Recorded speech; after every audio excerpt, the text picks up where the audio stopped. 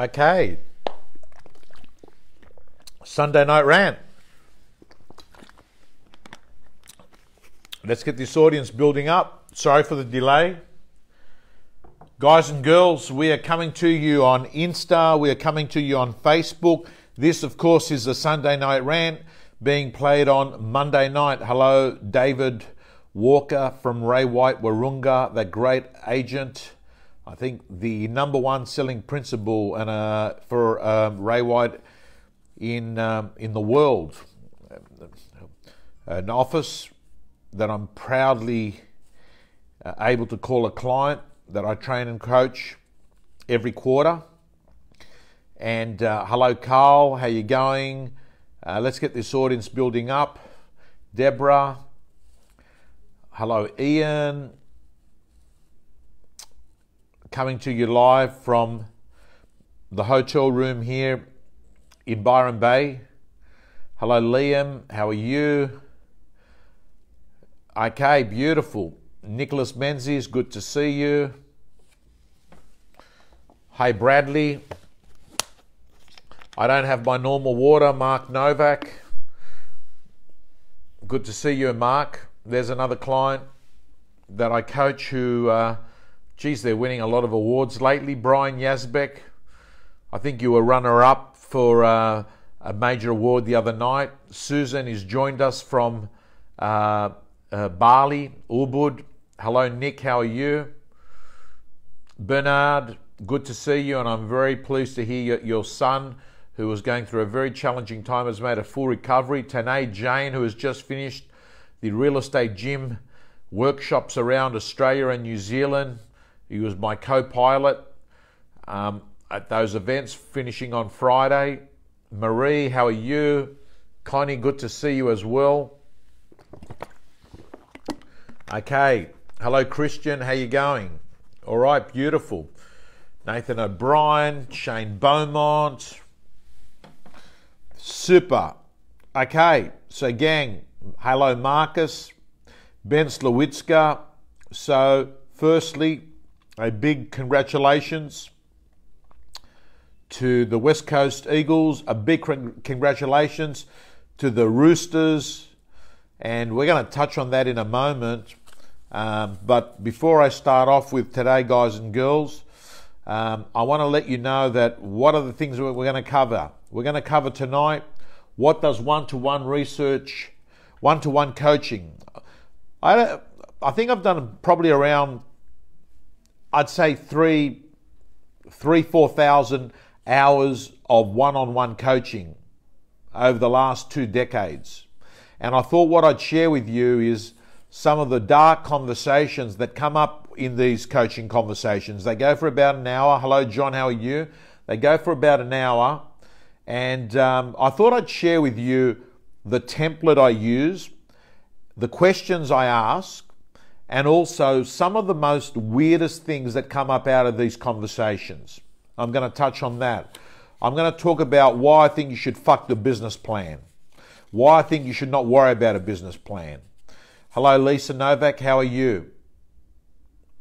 Yes, she says, I'm glad I'm seeing him relaxing. I only landed here with the family about 2 hours ago, or 3-4 hours ago.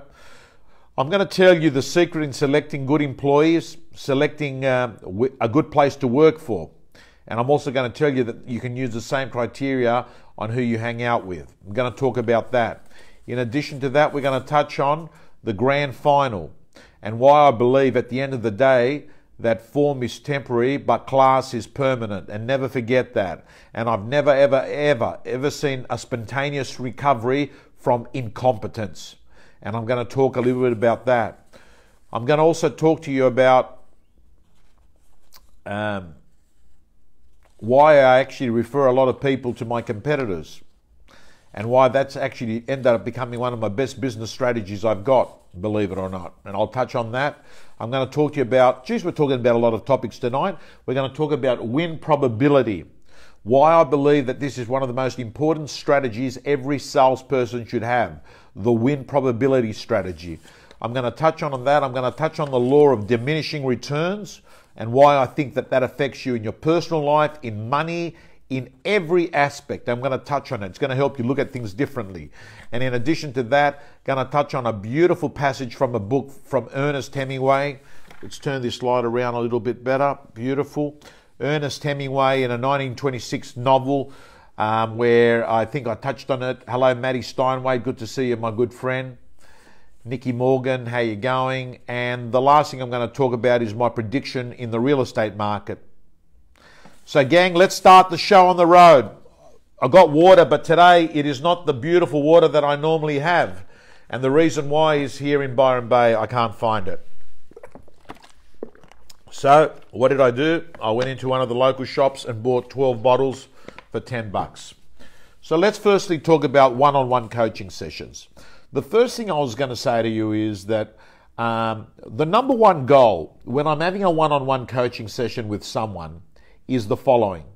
The number one thing, what I want to do, and listen to me very carefully, what I want to do is interrogate reality. I'll say that again. What I want to do is to interrogate reality. And the reason I want to do it is that until you can have a true conversation without the false self, you can't have growth.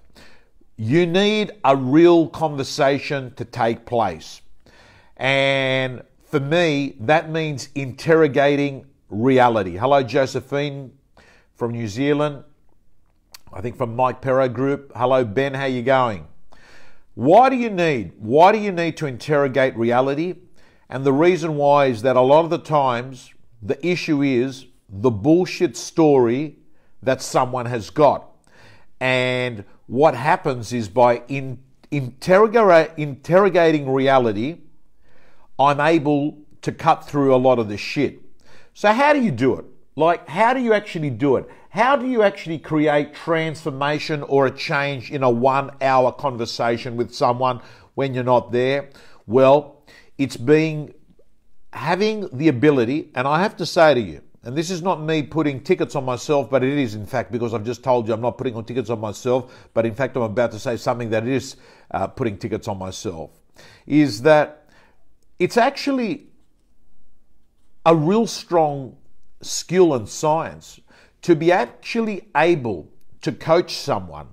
And I don't mean mentor, and I don't mean tell, and I don't mean train, but to actually coach someone, to be able to create light bulb moments in a conversation requires a good, decent understanding of evidence-based psychology, because what actually happens is normally in a coaching session, someone will want to tell you the stuff that they want to tell you, not the stuff that they need to tell you.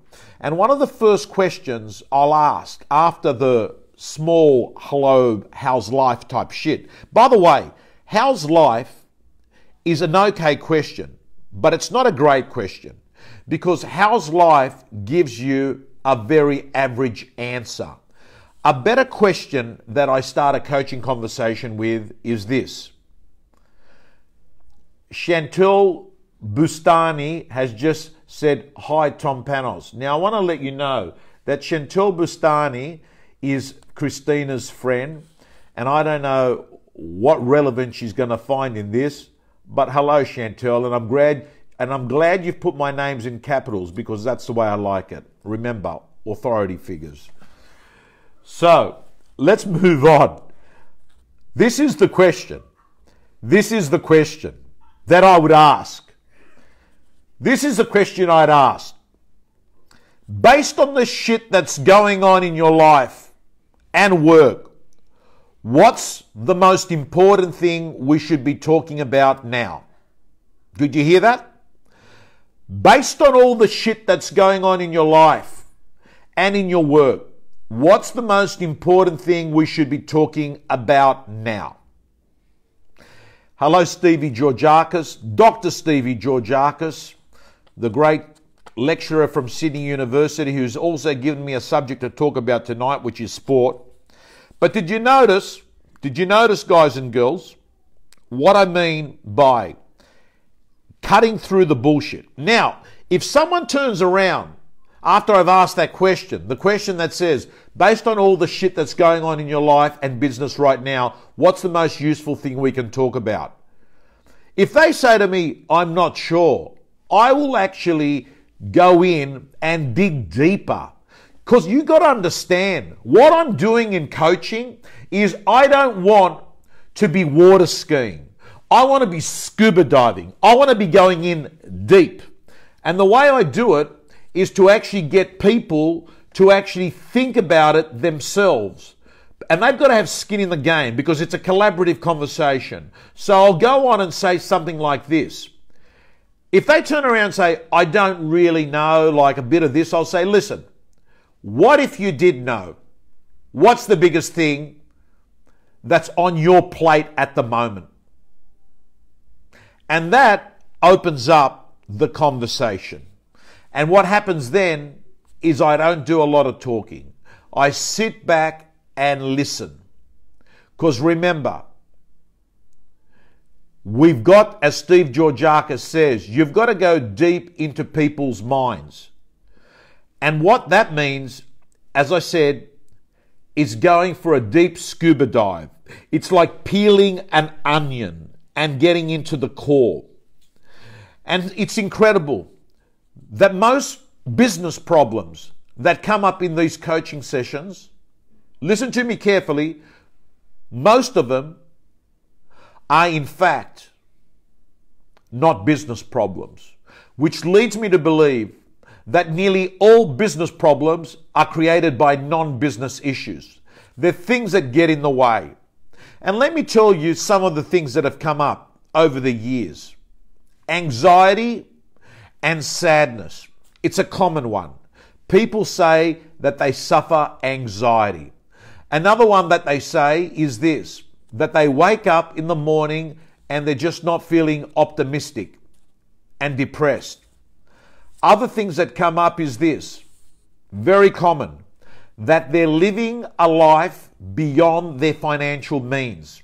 They cannot keep up with the lifestyle they've created. Other things that come up is this, that they're pissed off that when they look at their body, they're fat. Other things that come up is this, that they just have low levels of energy and they're sick and tired of feeling sick and tired. So what begins to be a business executive coaching session ends up becoming a coaching session about life. Gang, the next subject I want to talk to you is about why I think you should fuck the business plan. I'll tell you why. You can have all the consultants in the world.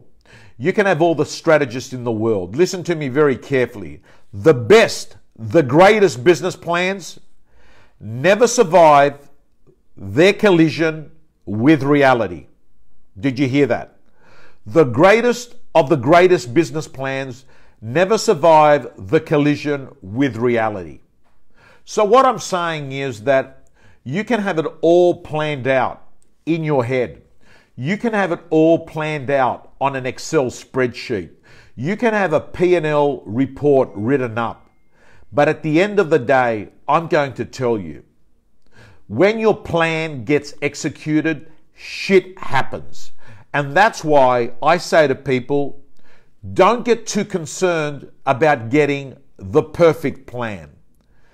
Just start and adjust because you're going to be adjusting anyway. As Lisa said, they've never had a business plan to run their great agency there of, I think, 40 or 50 staff. I want to move on to the next topic. How do you select a place to go work with? How do you select staff? How do you select people to hang out with? Simple. This is the question. Listen to this. This is the question, guys and girls. Are these the people I want to be in trouble with for the next 5 years? Are these the people I want to be in trouble with for the next 5 years? I'm not being negative. I'm telling you, you've got to factor in that when you are working, when you are in business, there's going to be trouble. So the question is, you've got to decide, are these the people you want to be in trouble with? Because if they're not, you shouldn't be there. That is one of the key things for me when you're looking at working in an organization or hiring people. Because hire for character and train for skill. Remember that. Skill is trainable. It's changeable. It can be taught. It's called education. It's called self-improvement. But at the end of the day, a zebra doesn't change its stripes. At the end of the day, if they're a dickhead at 15, they're a dickhead at 25, they're a dickhead at 35, and they're going to be a dickhead at 85, even though they're going to have a funeral. Never forget that. Let's move on. The grand final. What did we see? West Coast win. We saw the Roosters win. And talking to Steve Georgiakis, he said to me, why don't you bring sport into it? Bring sport into the Sunday night rant. And I thought I'd bring it in. And what was the thought I had? In sport, in life, in business, I've never ever seen a spontaneous recovery from incompetence. That's the first thing. At the end of the day, the best team wins. And I'm going to say to you, you can fluke a game with incompetence. You might win a few. But amortized over a year and on a big day, the truth is, the truth comes out. And that's what happened on Saturday and Sunday. The better teams won. I share this story with you because the best investment you can make to yourself is to improve yourself. Because luck's a shit strategy. And I'm also going to say to you that recovering from incompetence does not happen spontaneously. It happens gradually. Which brings me to the book I was going to touch on. Ernest Hemingway in 1926 wrote a novel. And in this novel, there's two characters that are sitting by a bar having a drink. One character says to the other character, "So how did you go broke?" The other character looks up and said, "Gradually, then suddenly." Profound. First slow, then all of a sudden. And that's not just bankruptcy. That's anything in life. Gang, and let me say to you, whilst we're talking about sport, competition, a lot of people, when I talk to them, they tell me they ignore the competition. They say, we don't give a fuck about the competition. We got our blinkers on. All we care about is what we do. There are elements of that that would say that would be very good to control the controllables. But one of the things you've got to control is your response to the competitor. Example, I heard a story that in a town, a barber had opened up, and what he said, as his signboard at the front to try and drag customers in, $7 haircuts. And what happened is he got a bit of business. He went in and undercut the existing businesses. And then what happened is the competitor responded. And the competitor put another sign that said, "We fix up $7 haircuts." And the business started heading back a little bit. So, gang, I share this story with you because the competition does matter. And I think if you're a real estate agent here right now, what you should be doing is getting a copy of a listing presentation that your competitors are using. Because if you've missed quite a few listings in a row, it would be useful to know what's the hot button What's the story that's engaging the vendor from their competitor that is smashing you off the park? It would be useful to know.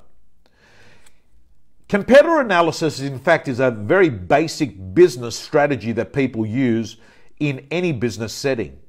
It's very useful to know what's the gap in the marketplace that you can solve. And I share this story with you because the NRL Grand Final, it did matter what the competition was going to do. It did matter what the competition was going to do. And at the end of the day, I have to say to you that if you coach a team and you actually have total disregard for what your competitor is, you are going to lose. Of course, control the controllables. Focus on your stuff. Focus on your strengths. But you also need to understand your competitor. What's the strength that your competitor's got that you need to neutralize? And what's the weakness the competitor's got that you need to actually use to your advantage and maximize? Let's move on. I want to talk to you about the fact that someone during the week found it very hard to believe when they rang me up to actually ask about using my services. I said to them that they should actually use another person. They were shocked. They said, I can't believe it. You're the only person I've met that's actually even, recommended me to someone, who's a competitor to you. And I said, well, here's the deal. At the end of the day, in my heart, if I feel that for what you're looking for, this person can solve your problem better, that's the right thing. And I said, you know what? Strange thing. Been doing this all my life, and it's probably one of the most important strategies to actually help you win customers for life. You see, what actually happens is the minute you let go of commission breath, the minute you let go of why you're going to win out of the transaction, and the minute you let go of the need for the deal, what actually happens is that person that you speak to works out, hey, I like this guy. This guy cares more about me than himself. Here's an important thing that I'd like you to brain tattoo in your head. Start solving and stop selling. I'll repeat that. Start solving and stop selling. And be a value-added provider. Show more, do more, give more.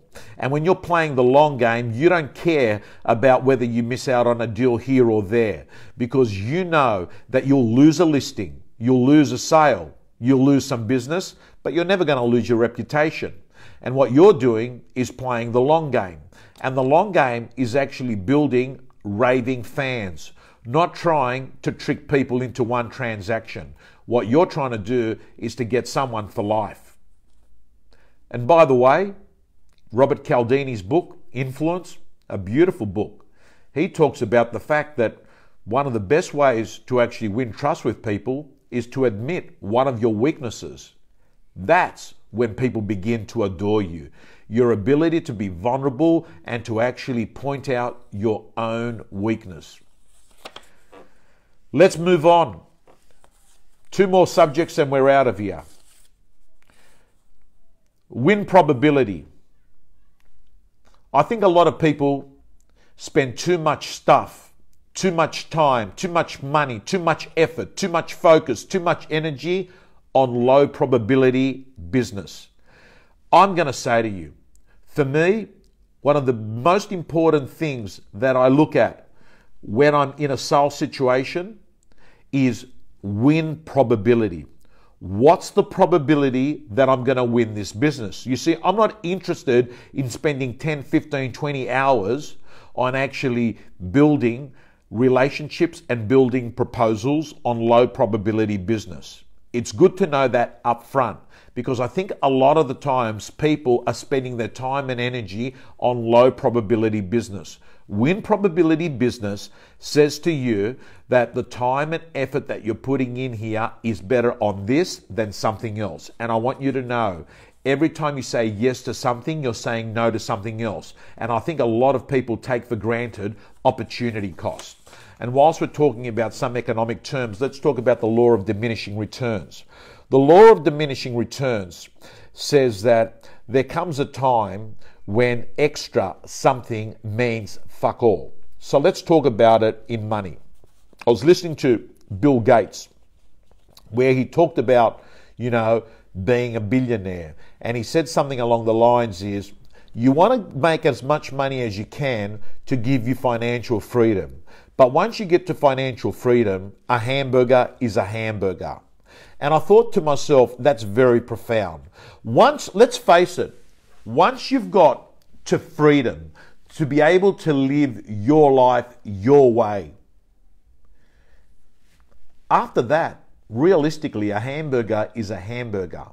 That's what we mean by the law of diminishing returns. The law of diminishing returns that says after a certain point, the benefit greatly reduces. Now, I'm going to say to you, the law of diminishing returns affects so many things in life. For instance, let's talk a little bit about, a rental property.